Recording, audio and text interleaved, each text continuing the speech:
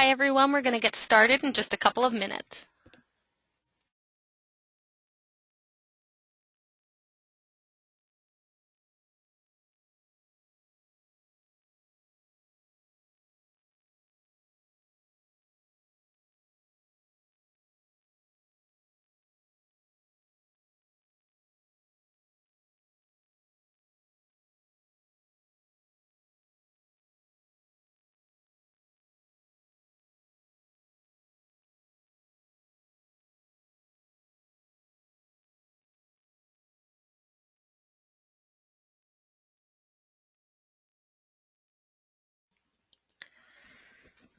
Hi everyone, I'm Shannon Fandler, and I'm excited to introduce Frank Craig, the Vice President of Sales for the Wendover Corporation and Insight PRM.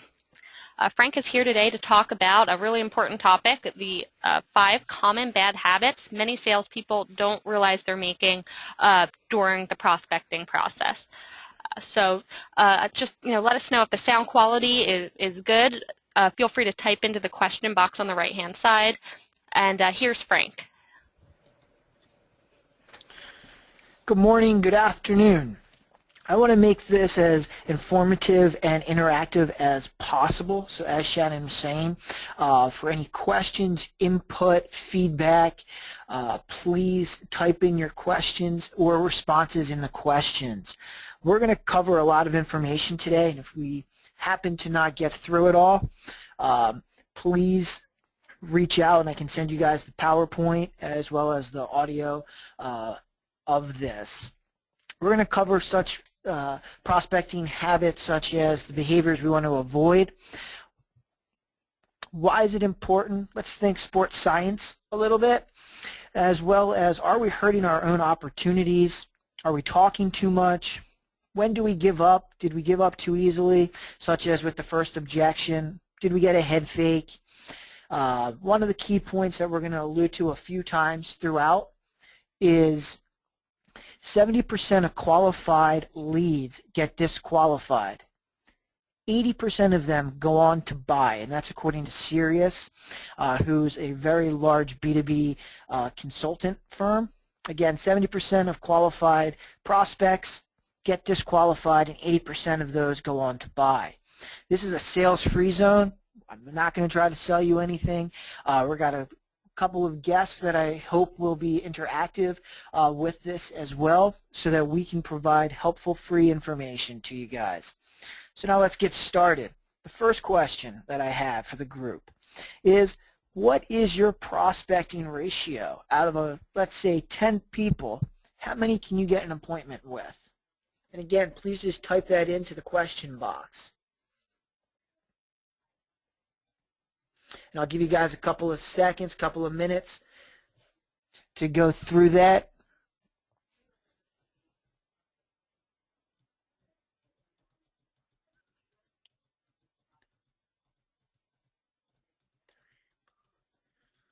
Okay, so it looks like the average is around 3 with the highest being 7.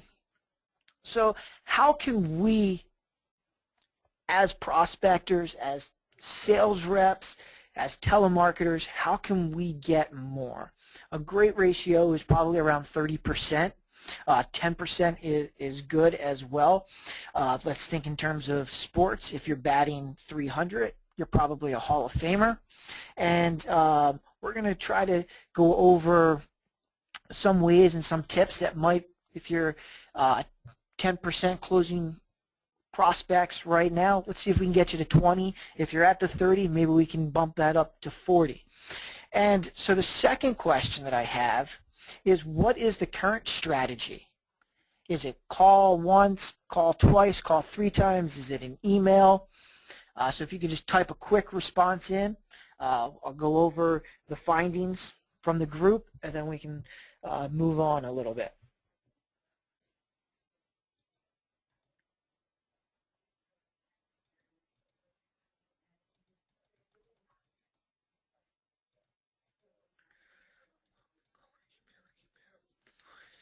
Okay, very good information. So the ones typically that had the 10% were doing a call or an email the ones that had the 40 and 50%, they were doing a string of marketing as well as calls and emails. And the one person that had said that they closed 60 or 6 out of 10 for an appointment said that they call, email, and call until they get the person on the phone and to get the appointment. So great. So the science of habit forming. Let's think back, if anyone has any children or when you were little, biting the fingernails. It's a horrible habit that some people still just can't break. So how can we break a habit? Sometimes people do it and they don't even realize they're biting their fingernails, right? So how many habits do we have that we're not even thinking about? And has anyone heard of habit loop before? And if you guys could just type that in, yes or no, and I'll continue going as well. But habit loop is a pattern that kind of goes into cues or triggers that tell the brain to go on autopilot. So how can we convince the brain to go on autopilot for a good behavior and avoid the bad behaviors that we're making? Some studies say that if you do one thing for 4 weeks, you will break the bad habit. So again, for fingernails, if you have a kid or if you were biting your fingernails as a adolescent, you'd go through, you'd stop biting them, maybe chew gum, drink water to avoid that habit. After 4 weeks, it should be embedded in the brain that we're no longer biting our fingernails. So that's when it becomes a routine or a behavior itself. But then there's the reward. So every time maybe you didn't bite your fingernails, you chewed gum. The gum would be the reward.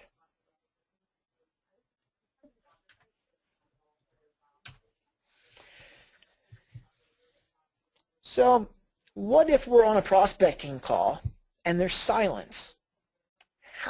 What would you guys do right now if there's silence on the phone? Would you guys continue to try to avoid that silence with a bunch of questions? Would you continue to talk? What would your process be for handling silence during a prospecting call? And if you guys can quickly type that in, I'd greatly appreciate it.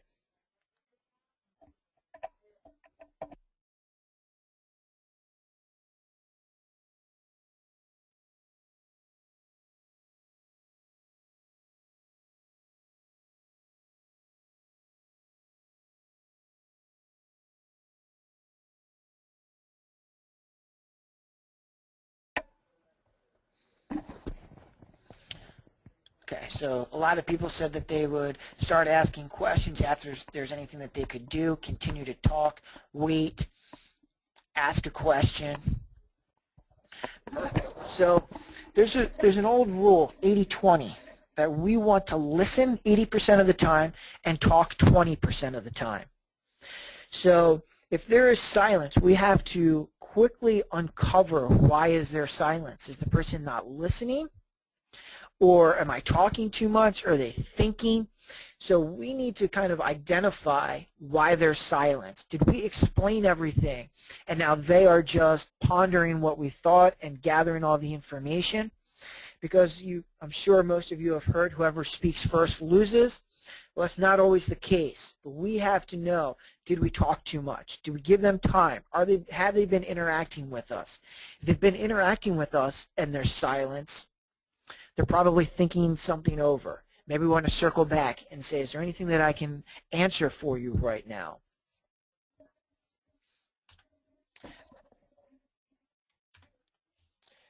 So 3 ways to identify bad habits that are hindering our performance.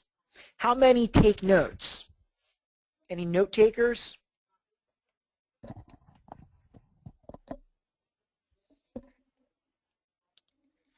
And the other question I'm going to ask is, any of you feel that you have a bad habit now that you'd want to improve on? And if so, feel free to share. Maybe some others can help think through that as well.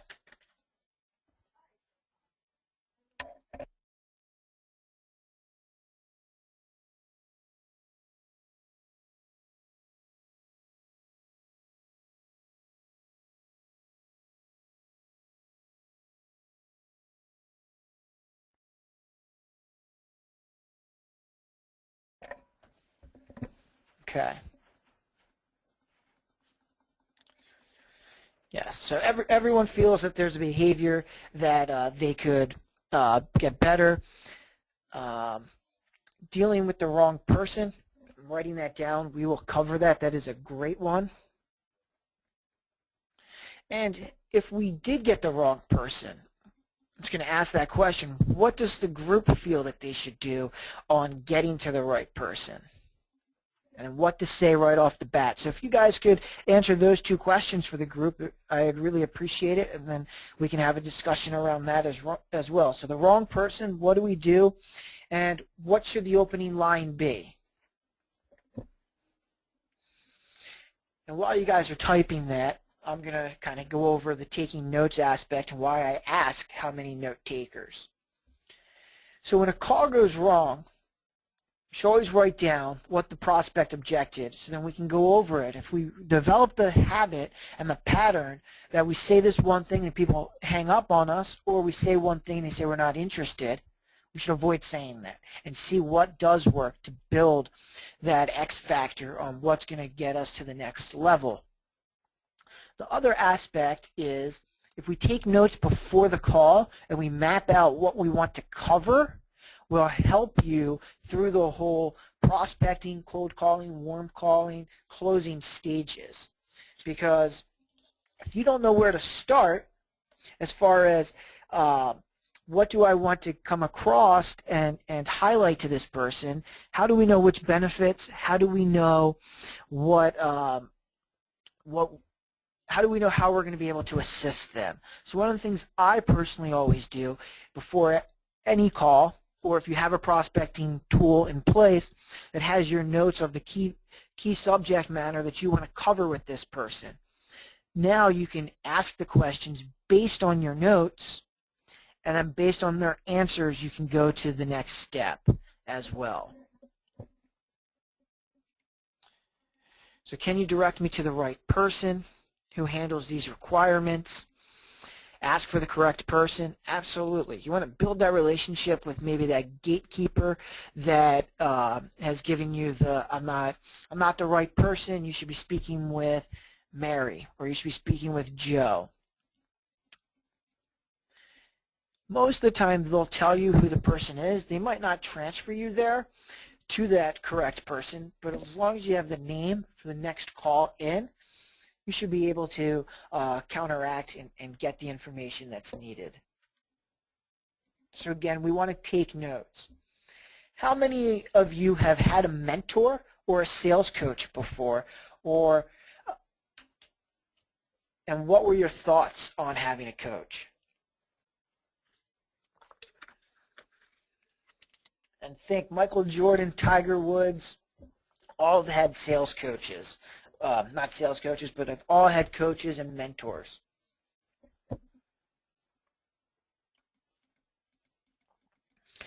So one of the key things that a sales coach or a coach in general or mentor always covers is, they'll break down conversion ratios such as this is how many calls it's going to take to get somebody on the phone.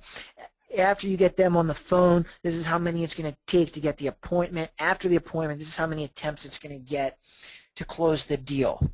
But they have you write everything down because it's the coach's job to notice the behaviors and patterns that you don't see. So if you don't have that coach, you don't have that mentor, why not try to facilitate that into your everyday? If we're taking the notes, if we're uncovering what it is, maybe you can talk to a friend or a family member and say, how does this sound? If I'm on the phone and I say, hi, this is Joe calling with ABC Company. I want to sell you some stuff. Family members, friends, everyone's going to tell you, I would hang up on you, or I would give you a head fake and tell you I'm not interested, or I'd waste your time. I recently just read an article that said, the 10 things salespeople wish everyone knew. Don't waste our time. If you're not interested, tell us you're not interested. Don't give us the head fakes. But we want to create that identity or a pattern for success that will help. So we can do that ourselves by taking good, careful notes and maybe asking somebody to listen into one of your calls, whether it's a coworker. So are we hindering on our own habits? The common pitfalls. Many salespeople have the same bad habits. Learn what they are. You'll start to recognize when you fall into these behaviors. I tell 2 embarrassing stories that a majority of you have probably already heard me say numerous times throughout numerous webinars. One is I went into a large home improvement store.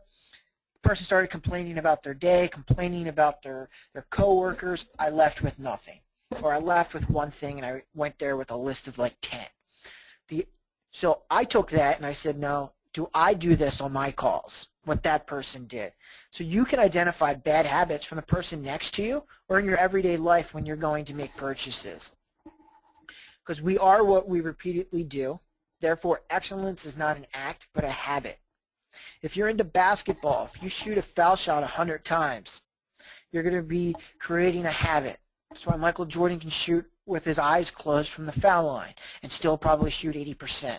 Because it's a habit. The body and everything knows when to release the ball, how far away it is. Now, the other embarrassing story that I tell is about a suit that I went and bought. And I always go back to this gentleman named Bernard. And I always want to live up to Bernard's selling standards. Not only did he get me a suit, he got me 5 suits, 5 shirts, 5 ties, a pair of shoes, and a pair of sandals. There's a suit store across the street I went to before. I walked out with nothing. He took the time to ask questions. He took the time to let me look like a lost puppy walking around the store.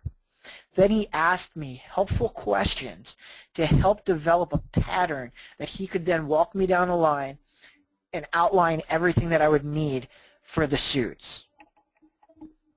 How many of you have a similar story that you've learned something from buying from someone?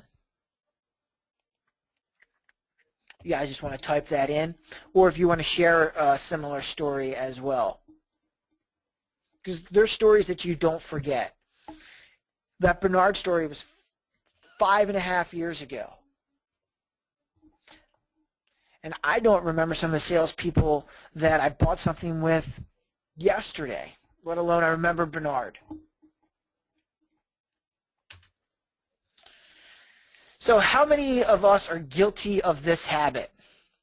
We talk way too much. We overshare details. We fill the silence. We fail to wait for the prospect to answer. We just keep talking. I would say 90% of us are guilty of doing that at least once.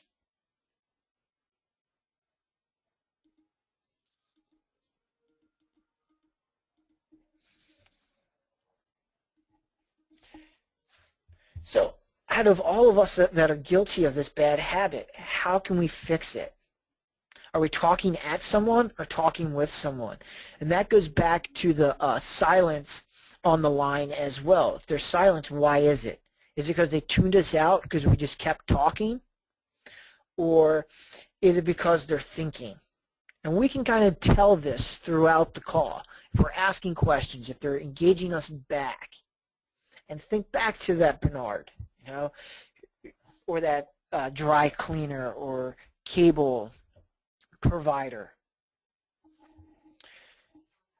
We talk way too much because we're nervous about losing control of the call. Fear rejection, try to rush to fill the pause. We finally got somebody on the phone. It's taken us 20 calls to get someone on the phone. We're all fired up. We want to get this sale. It's Monday morning. We want to start the week great. We just start spitting out information to them, but we didn't listen. We need to listen first and foremost. That's going to help us with every bad habit. If we just ask a question, listen, and then follow through on that whole pattern of what the person wants to talk about. Some people use scripts. How many of you use a call script? You guys can just type that answer in. No, a majority of no's. So you can look at it two ways. A call script is great if it's a standard service that we're going to sell and walk them down the line. But how many of you have gotten a phone call and you can tell it's a call script? I actually had somebody call the other day. It was around 7 o'clock at night. I was still in the office, and one of my reps were here as well. I put the phone on speaker so that he could hear the difference between a call script. I was hoping it was going to be a good salesperson. Unfortunately, it wasn't. They asked me a question, and before I even answered it, they went right on to their next point, third point, fourth point. And when I gave them an objection, they just kept going right down the path. So if we have a call script, we need to make sure that we're listening to what they have and address their concern first, and then continue with the call script. If we don't have the call script, we need to be ourselves. People buy us, then the product. So we need to make sure that we're not being a robot and that we are engaging people. So even if you do have a call script, we want to make sure it still sounds very personable. And if we don't have a call script, we want to take notes and feed off of, we want them to lead the conversation. One of the best sales practices I've ever seen is during a trade show. Someone went around to all the booths and just started asking questions about the booth that was there. Maybe it was a video game or furniture booth, right? The person walked in and said, "So how long have you been with the company?" Started walking down the path until finally the person turned around and said, "What do you do?" You just opened up the briefcase and said, "This is what I do." You have all the ammunition based on what they do because they told you everything that they do, everything that they're looking for. Now you can tailor your pitch to them based on that information. Questions so far?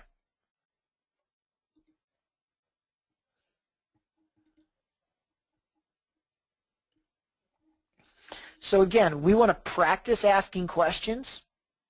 If there's a silence, count to 10 before speaking again. Be aware of what you're sharing. Don't oversell yourself, and don't talk yourself out of the deal.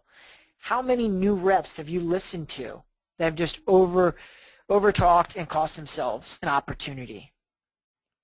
This happens all the time. If you can think about it, right here. But wait, there's more. How many info commercials have you seen about that? For 3 low payments of $19.95, we'll give you this, but act right now and we'll give you the X, Y, and Z along with it.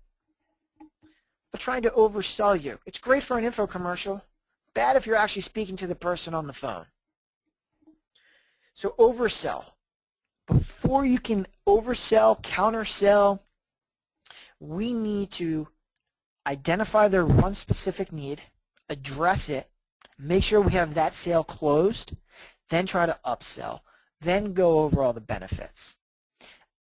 Unless they have multiple benefits that you can provide to them during that first call that separates you from your competition. You don't have to say, but wait, there's more. They'll come to you and they will say, so if I understand this correctly, you're offering me 4 products for the cost of 1 from your competitor. Yes. Or no. Let's compare apples to apples. For the one thing that the competitor is offering, I can do X, Y, and Z. That's a great conversation to have. And that will increase your prospecting conversion as well by listening and not overselling. The additional sales will come. So we're really excited about a sales call, right? We get the person on the phone. Somebody's finally listening. Just remember, your first call should be the same as your last call. If your first call of the day you get nobody, and now it's Friday and it's 4 o'clock, it should be the same tone in your voice, same message that you want to spread to them. There's a basketball coach, Fran Dunphy of the University of Pennsylvania, now the Temple men's basketball coach, used to tell us that if you take care of your game will take care of you. What does that mean? It means that if Monday morning you don't have, an appointment, Tuesday you don't have an appointment, Wednesday, Thursday you don't have an appointment, if you were taking care of your game the week before, you're going to be where you need to be by the end of the week. So we don't want to operate on autopilot. We want to make sure that everybody that we talk to gets the most out of what we can provide to them. Again, ask questions. Common theme. Ask questions instead of talking. You can formulate by taking notes what the benefits of your product and service are.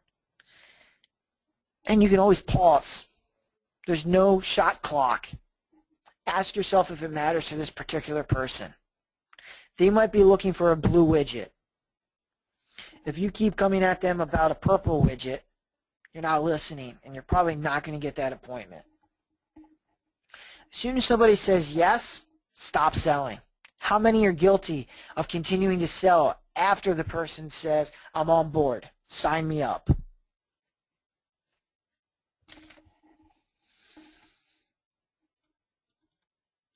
Anyone?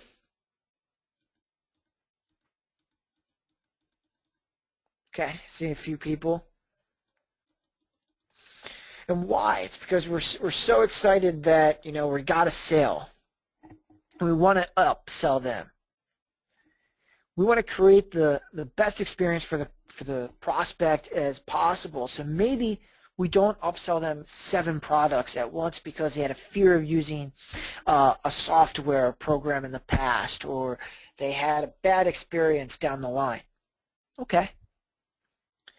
I'd rather get the one sale from that person today, and in 2 weeks, a month, a quarter, get 10 additional sales from them, opposed to getting all 10 today and then in a month saying, I'll never use you again.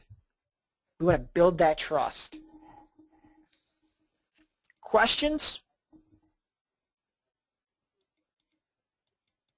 And we will have a question and answer session, so if I haven't touched your question, I know a few people have asked questions, we will certainly address them.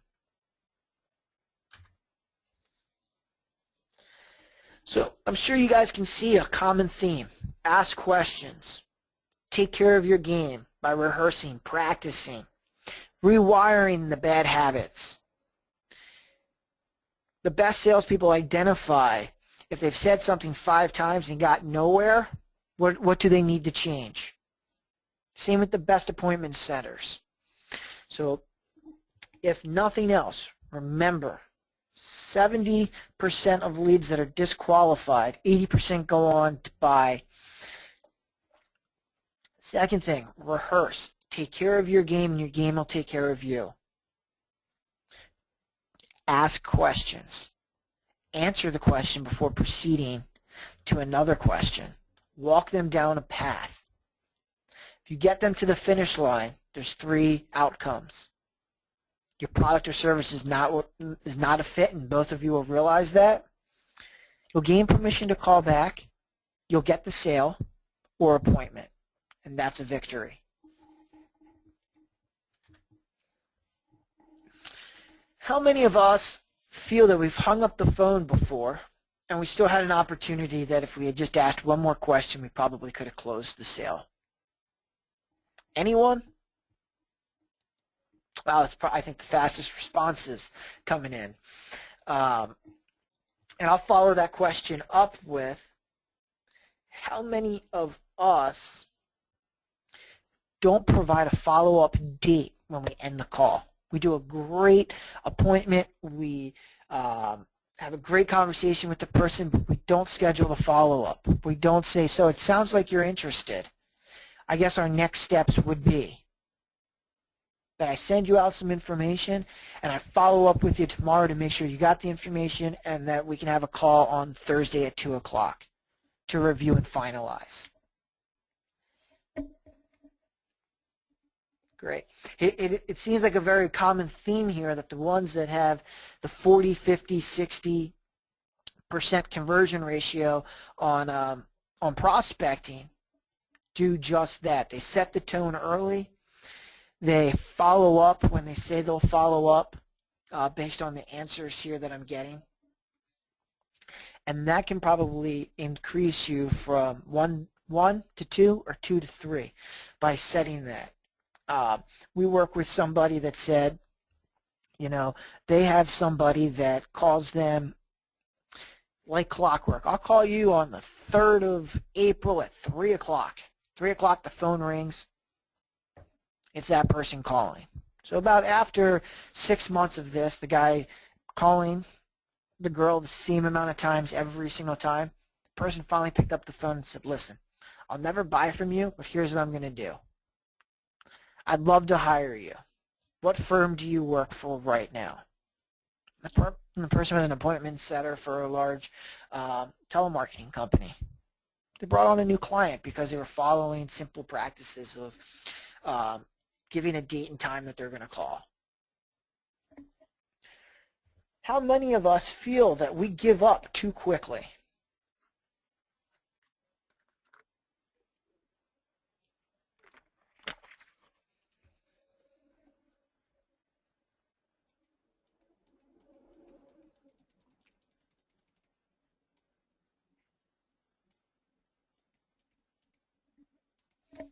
And yes, I can see the questions and answers as they're coming in, and they're doing a quick poll as well on the responses.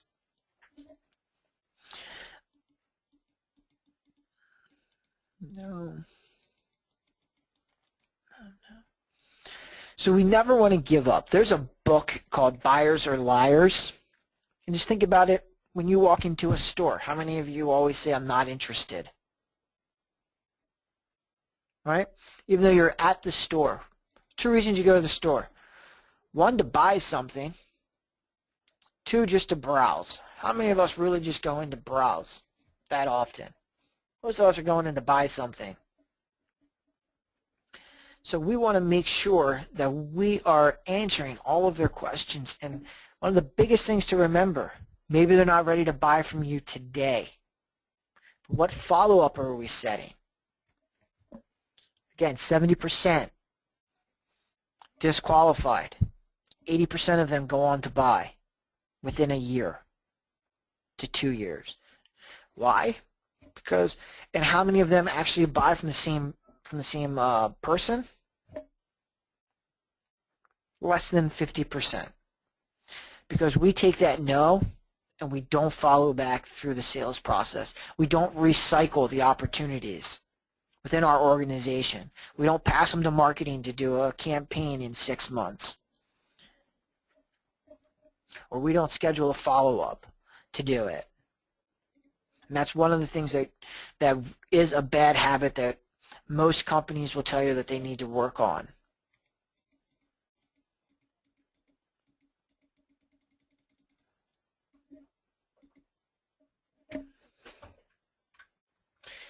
So I'm going to ask this question that somebody had. They said they're new to selling and they want to know, what does a good sales process look like for setting appointments? And I know we have a couple rock star appointment setters on here and sales professionals. So I asked the group to answer that question so that we can all talk about it amongst ourselves. And so again, the question was, they're new to selling and appointment setting. They want to know what a good process looks like. So I'll give you guys a couple of seconds to type that in.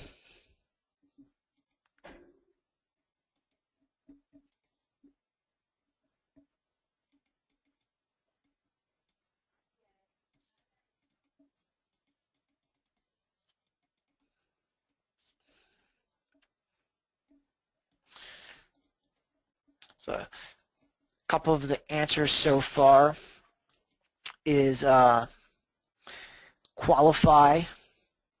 So first we want to quickly scrub the data that was provided to us.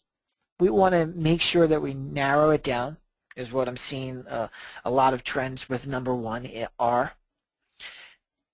Then we want to make sure we're as organized as possible, that we're putting it in our calendar, that we're putting it into our prospecting tools to advance the record, schedule the follow-ups. We have a game plan on how many emails we should send. Do we have our intro? Do we have our follow-up? Do we have an article that was published about us? Do we have an appointment request? So typically 4 to 5 emails I'm seeing as well from what people are sharing. Making sure that you're looking at LinkedIn. Great. We always, whenever we coach, we always mention to people that they should check LinkedIn, see if you have shared connections, or maybe somebody can give you a warm introduction. Literature, drop by offices. What does the campaign look like? Is marketing going to help? What does our follow-ups look like? I hope that kind of answered the question a little bit for you guys. I think a lot of people, a lot of input, and you guys are all on the same page there with, dropping by. We always recommend that it's a 4-step process. First round is a throwaway. You're not going to get the person on the phone 90% of the time, so why try to sell to a voicemail? You just want to make it a quick introduction call and send them a free gift. It could be an email with a helpful article on 5 facts about, local trends in the neighborhood.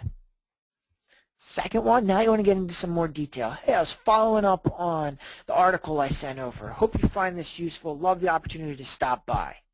I'll be in the area on Thursday. Have marketing send a postcard or a letter to them as well. Follow up. Another voicemail paired with an email. The old sayings there, it takes 7 to 10 attempts to get the person on the phone. And then another 5 to 7 for them to buy. So we don't want to waste, energy out of 176,000 companies in the large metro areas. You probably really should be focused on 10% of them. The ones that are growing, the ones that are profitable, the ones that are going through some type of growth that's going to benefit your company. Put your advertising dollars to use. Put the marketing team to work. Put the sales team to work. The telemarketing, the appointment setting. Frank, we actually have a question for the group from Chad. Chad is asking if everybody online has a marketing department. It's a great question, Chad.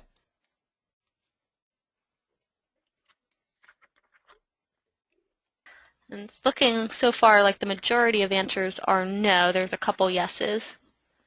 But it seems like most people don't have a dedicated marketing department. Mm-hmm.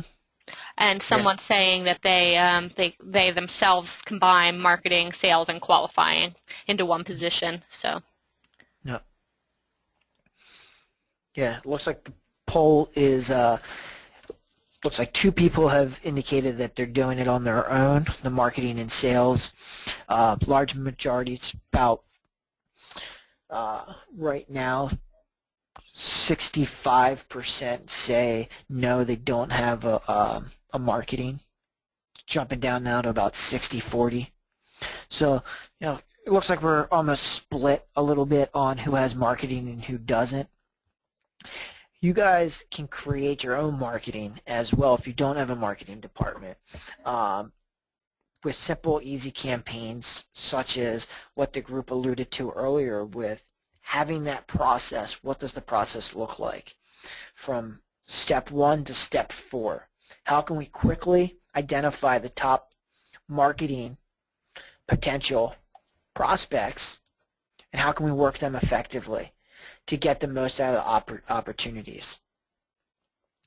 90% of your competition will make one attempt and give up.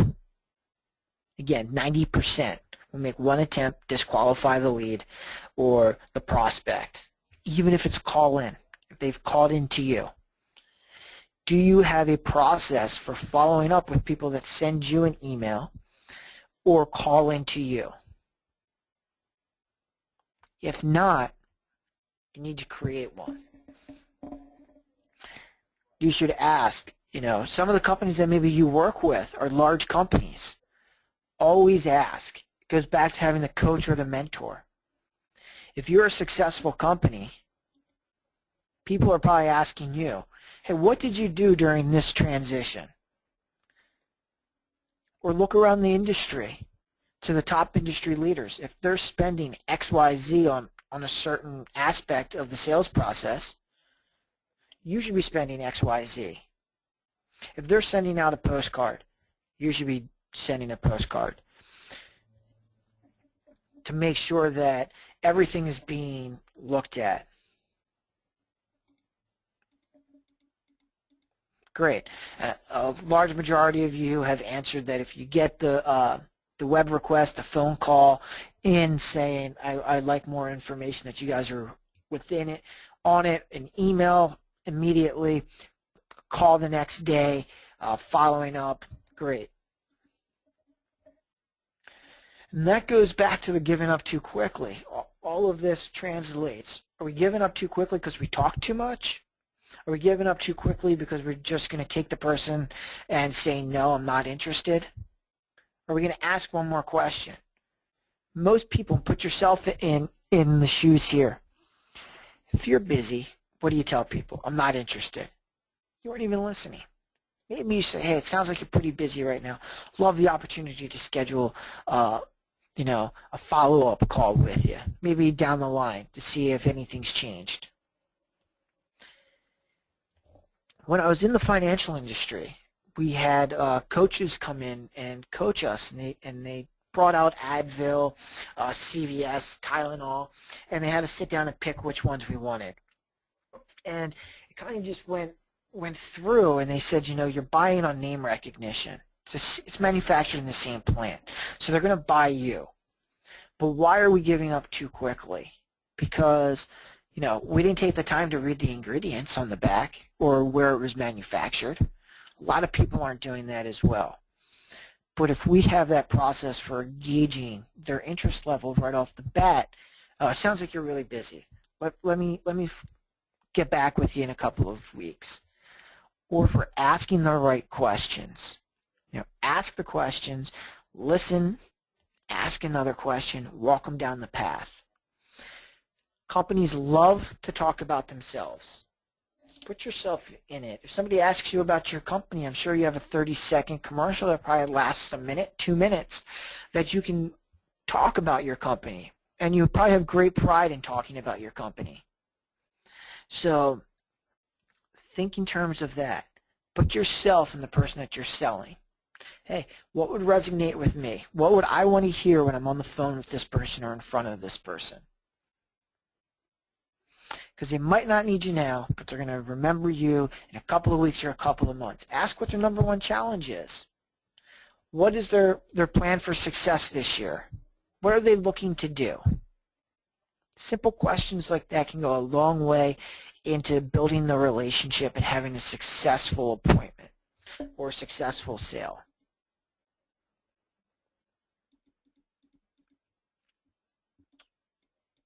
I like this. I never mail my information.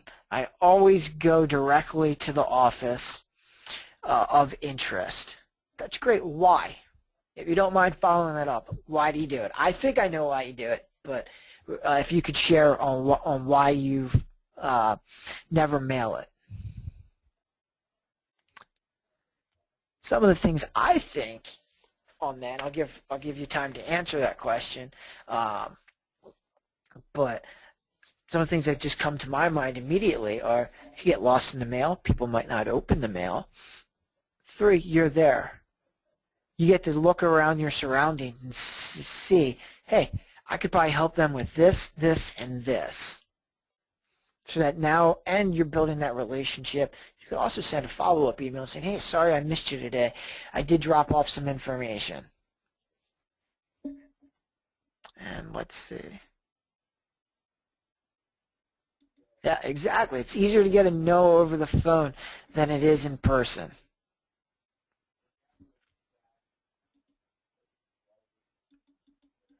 Yeah. But they'll respect you as long as you're not a pushy, hard, closed salesperson. If you go in there and you drop something off, literature, a nice gift, cookies, anything. But the literature is a gift enough. Hey, this is what we have. This is what we can help you with. Don't give up. Now that doesn't mean the person says, hey, I'm not interested. And you go, why not? You're going to hear a dial tone or the door close. So we want to gauge how that relationship is. Be respectful of their time, just like you'd want somebody to be respectful of yours. If they say, hey, I'm walking into a meeting, don't say, hey, great, let me talk to you about X, Y, and Z. Ask them for permission to call back. One of the things that really hinders and is a bad habit of several salespeople that we interview is when somebody's on the phone and a person says, I got a couple of minutes. What do? Do you go on and start talking about your product and your benefits? Or do you counter them and say, sounds like you're really busy. I understand you only have a couple of minutes. What I'd love to do is schedule a time where I can have your undivided attention. How about I send you an email with a couple of dates and times that work? Okay, seems like we're kind of split on this so far. Oh, it's going the wrong way. Looks like the majority of us are trying to get in as much information as possible to them. So we want to slow that down a little bit. And, we'll have time. They'll respect us more, and they'll probably give us more time than the 2 minutes. They're looking for you to say the wrong thing so they can get off the phone with you and that you'll never call them again if they're in a hurry. Think about it. If you're walking into a meeting and you answer the phone, would you rather have somebody tell you, hey, I understand that you probably need to focus on the meeting that you're going into. How about I send you an email with a couple of dates and times and send you over some information? Opposed to, let me tell you about ABC widgets. Hey, I'm not interested. Please don't call me again. Okay, thank you.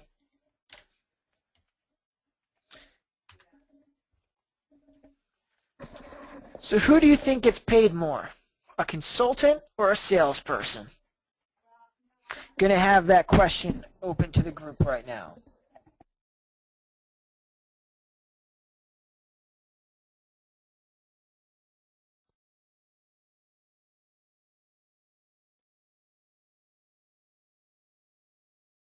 Got it. So 80-20.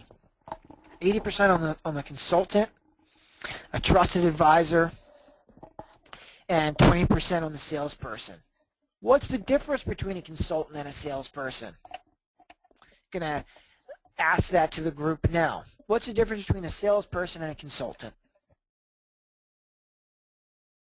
It may surprise you.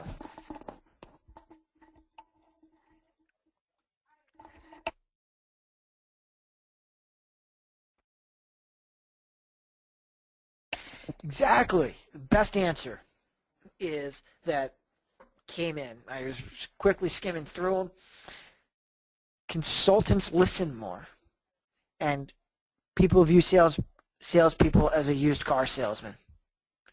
You tell someone you're a consultant, they put you as a trusted advisor, and they want to listen to you because they feel that you're going to ask them questions and steer them in the right direction. Imagine you're a salesperson to someone. They have this notion of, I'm just going to sell you stuff, which is totally wrong because you guys and girls, consultants and salespeople are the same person. 90% want to help the person that's sitting in front of them. If you go in as a consultant, you're going to get more business, you're going to sell them more, you're going to get more appointments. So remember that. You want to build that rapport, talk to them, consult them. There's an article about a car dealership out in Denver with the Chevy Volt. GM was having a difficult time selling the Volts across the country. This one dealership decided to rebrand itself and focus on the Volt. They said, I'm not a salesperson, come see our consultant on the Chevy Volt. They got some windmills up in the background for display saying, we're really buying into this. And what the article went on to say was that they helped increase GM selling the Volt, because what they would do is they would do statistics saying, to the parents of the kids that were in high school or college, say, this car gets XYZ. It's going to save you this amount of money in fuel per month, per year, and that money can be used for XYZ, books, everything. And they just consulted them about it. And they said, if they live 1,000 miles away, this is how much money they're going to save. They could drive home instead of flying. They could do this, they could do that. They increased overall sales by, I think, 42%. They were selling out of the Volt that other dealerships had to ship their Volts to them to get them to sell. But they went through a whole energy training program. They learned everything they possibly could learn about the Volt to sell it, and viewed themselves as a consultant. They said, we took this class, we took this class. We can speak on X, Y, and Z and all the benefits. So all of you, a majority of you probably have taken classes for sales, for consultant. You know your products in and out, and you probably know your competitors' products in and out. So we should be the trusted advisor. We should be the ones that are listening. So we want to educate the prospect, build a relationship. When the prospect is ready to buy, they'll think of you first. Right? Again, put yourself in their shoes. If you're providing them helpful, free information, the likelihood of you being successful is more than you just saying, I sell widgets.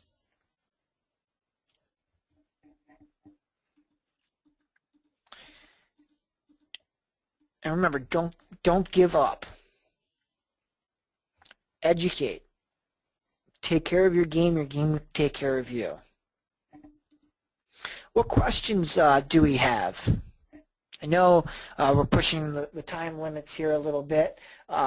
So anything that you guys want me to answer, cover in the last couple of minutes?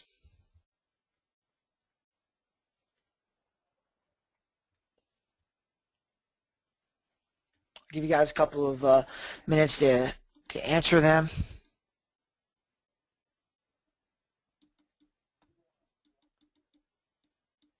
I did want to touch base on one thing. Oh, I'll send out the author of Buyers Are Liars to the group. And Mira, I got your question. Can you watch this later? You missed the beginning. Absolutely. We were recording the webinar, and we're going to make that available to everyone. And one of the things I want to touch on as well is it looks like consultants trying to solve the problems. Yeah. So how many salespeople try to solve the problems the same way as a consultant does? I'm willing to take a guess here that 95% of you are always trying to help that person, because that's how you're going to write the bid, write the proposal. Questions. We have a question from go ahead, sorry. No, go ahead. So we have a question from Joseph. Any comment on long-term relationships? And I'm assuming he means, building a long-term relationship with a prospect. Yeah. So earlier on we talked about, would we rather have one sale today and 10 next quarter from the same person, or would you rather have the 10 today and lose them at the end of the quarter? So one of the things that is the key to most people's success is they follow through. They deliver on the promises that they made on day one, and they repeat the whole cycle. So if they prospected the person for a month and kept saying, I'll call you Tuesday, Thursday, call you on Wednesday, and they kept doing that, after the sale is done, that process shouldn't change until your client tells you, Joe, thank you, we can go every 2 weeks now without a call, or we can go a month, or just call me at the end of the quarter. But you want to keep that cycle going because that's what's programmed in their head. Nothing is worse than getting that deal, never talking to them again until they're up for a re-sign, and the person come to you and say, where have you been?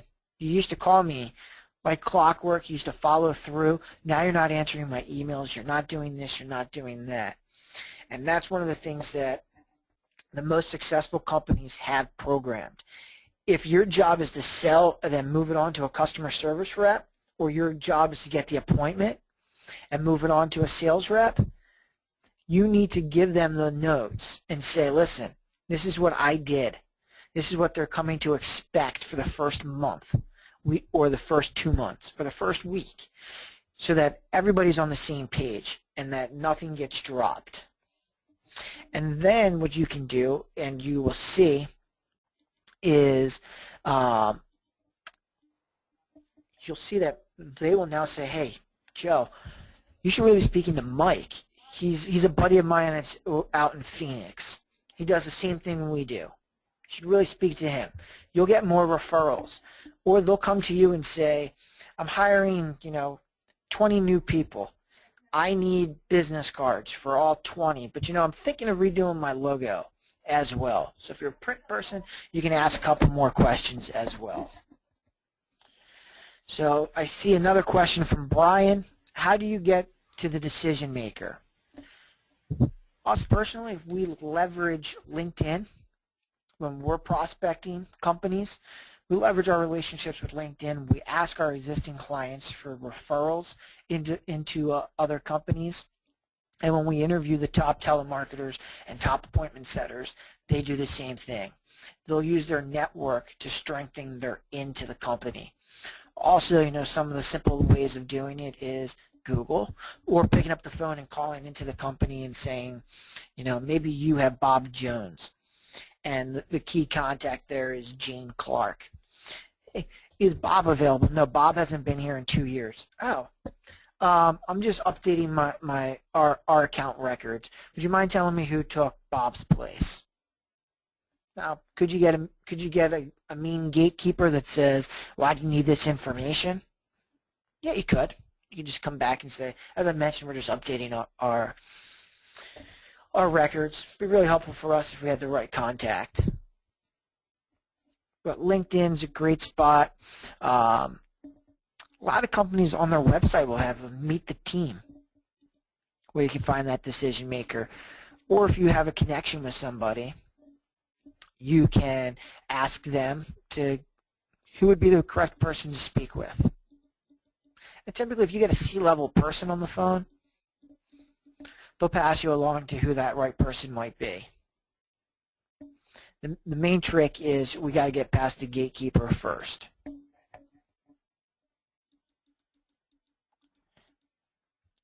Do you believe a requirement to upsell weakens the position of a salesman? No, I don't. I think if we're asking the right questions, we want the scenario to be that you're offering.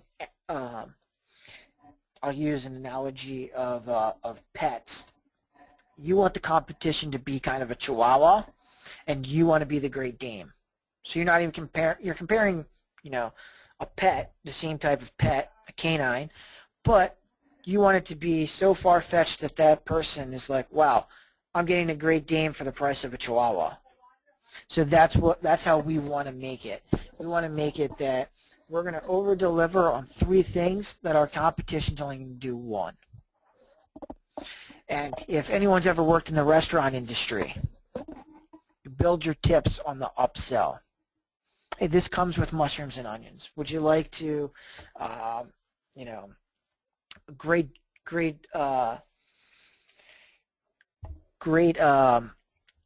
addition today would be, you know, to start out with this appetizer.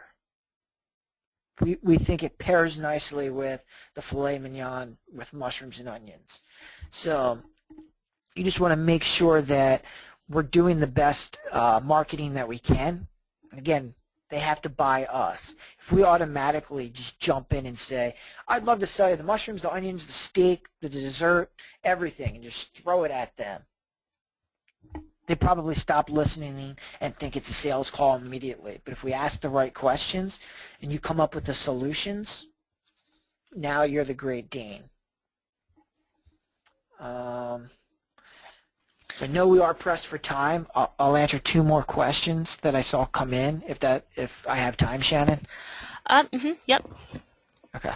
And then any other questions that I did not get to, I will respond to you guys within 48 hours. So how do you respond when the person says, is this a sales call? Great question. I wish we had time to throw that to the group, but if they say this is a sales call, you want to be upfront and honest with them, but at the same time you want to tell them, no, I'm just collecting some information to see if there's anything that we can help you with. Are you guys planning on, if you're an IT consultant, when was the last time your IT was looked at? Your phone system. What type of phone system are you guys currently using? You know, would you like to learn more about the latest trends? So try to position it and definitely use the person's first name when speaking with them to try to generate that relationship. But I think a lot of times people view any call, this is a sales attempt. No, I'm just trying to collect information to see if we can help you, because we've helped, you know, the top XYZ companies, sort of like yourself, do XYZ. Just wanted to see if it would be a fit. I know you probably don't have time right now, but I'd love to schedule a follow-up with you.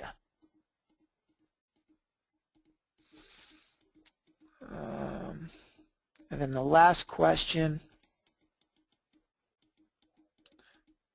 And if I didn't answer any of the questions that you wanted, please just email me with the information, and I'll certainly get back to you.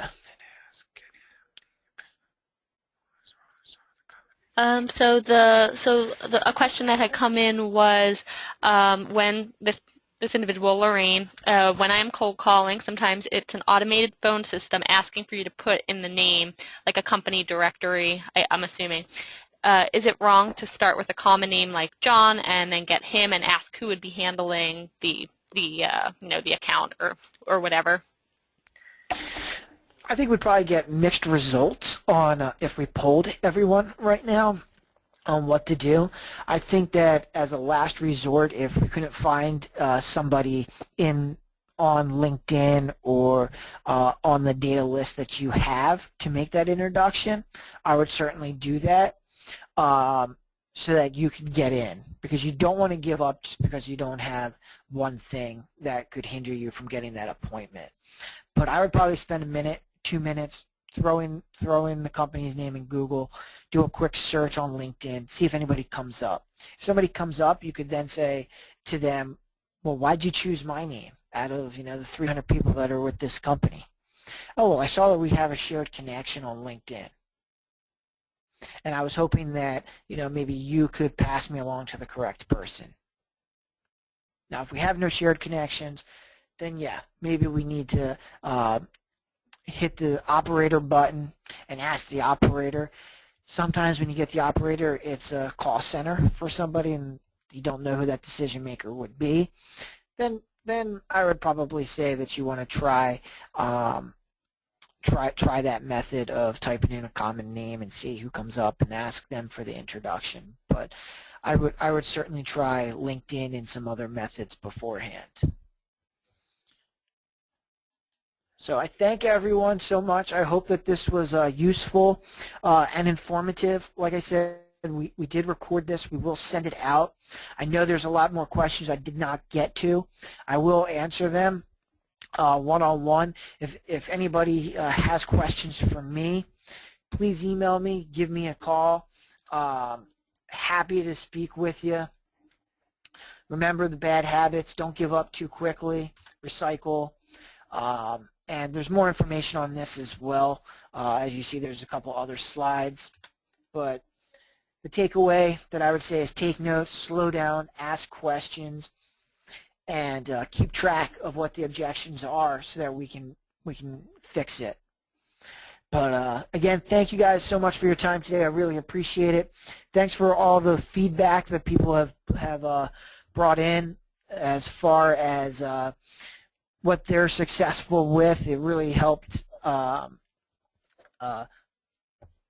having everybody on the same page. So thank you guys so much, and if you need anything, don't hesitate to contact us, and we will send the webinar out. Have a great day.